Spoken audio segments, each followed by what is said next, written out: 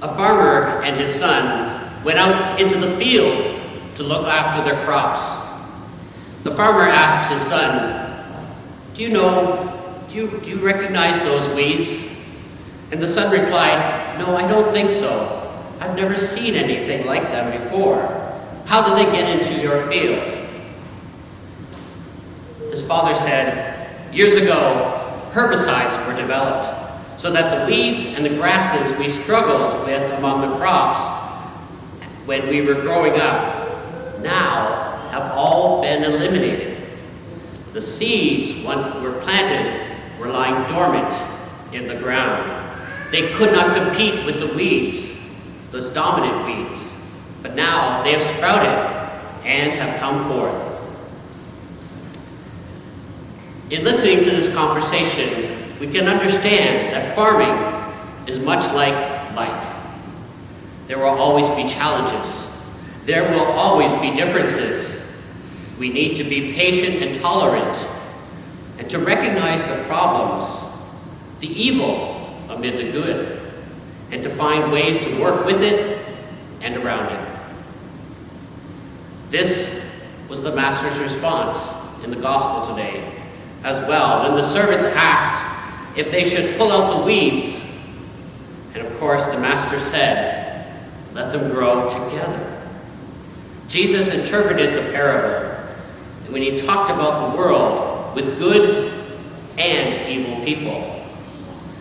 Jesus stated that the task of weeding questionable people out of the community was not part of the disciples' job description. Neither is it part of our job description. There is to be no weeding. The sifting of the wheat and the weeds will be done at the time of harvest. Until then, everything has a chance to grow. Yet why does it seem that some in our society are trying to weed out blacks in our community? Why are there others who seem to feel the need to weed out certain ethnic groups, whether they're Mexicans or Chinese or the Jewish people from our communities? Why do some feel the need to weed out the unsightly poor or homeless in our communities? Why do some feel the need to weed out those who think differently from us? Perhaps we think contact with anyone or anything unclean will diminish our holiness. As disciples of Jesus, it's not our job to judge. It is not our job to weed out God's garden. As the Master says, do not pull out the weeds, let them grow together. I remember growing up as a child, someone would always say to me, you're growing like a weed. You probably heard the same expression said to you when you were younger as well. That's not necessarily a bad comment given today's gospel, because Jesus described the kingdom like a mustard seed. It's the smallest of all the seeds, but it grows into this huge shrub, a tree that provides a home for the birds. Since a shrub takes over everything around it, it was often judged to be a weed and not a crop. Even wheat, when it's first grown in Jesus' days, was called ryegrass or darnel. And that wheat looked the same like the weeds. You couldn't tell them apart. It was only when it matured that you could tell the difference. And so, we too cannot be too quick to judge. In that first reading from the Book of Wisdom, the writer says, there is no God besides you who have the care of all.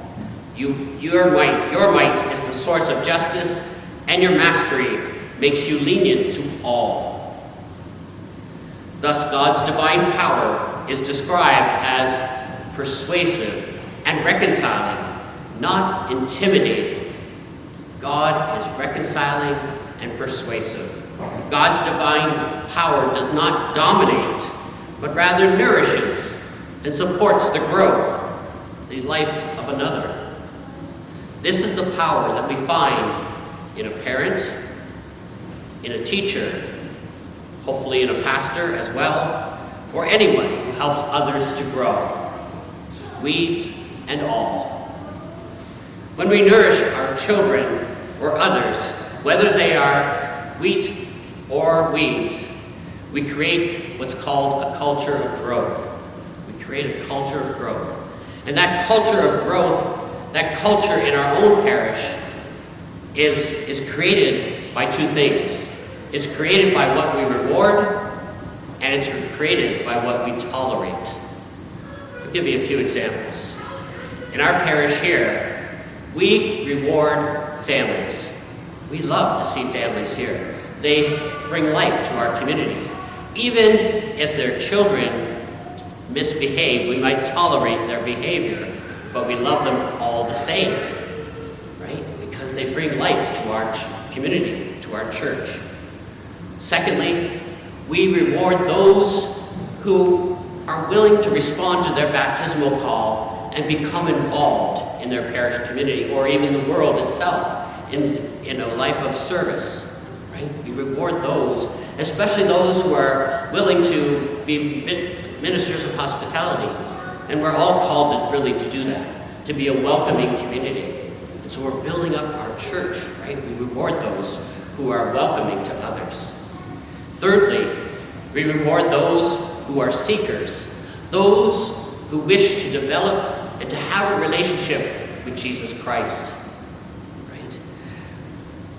We reward those who are willing to learn more about our faith, whether it's through Alpha or Bible study, those who are willing to learn, to seek out Jesus Christ in their lives, and discern the life of the Holy Spirit in them, are rewarded. At the same time, not only do we create culture by rewarding those things, but we also create culture by the things we tolerate. Here's a couple examples.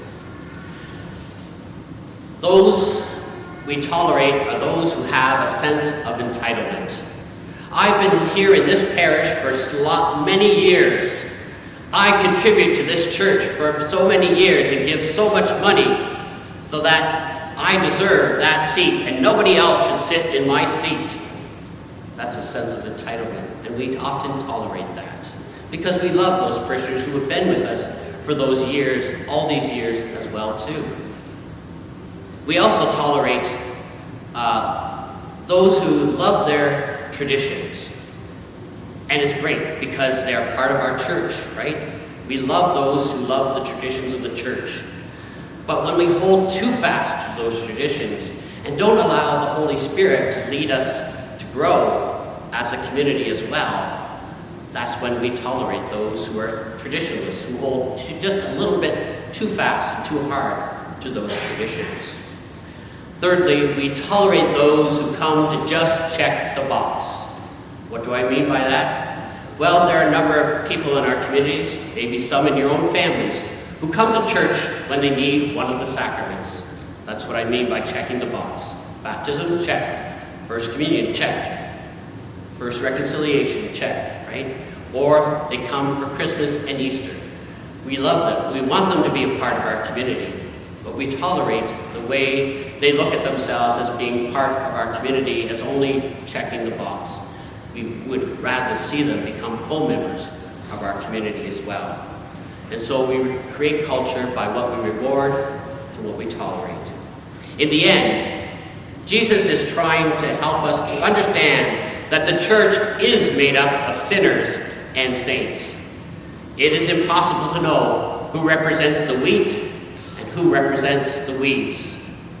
Because we are not God, we do not have the knowledge necessary to make that kind of judgment. Even as disciples, we are not called to police the kingdom of heaven. We are called to trust in the mercy of God and to follow the instructions of the Divine Master, who reminds us, let them grow together, let them worship together.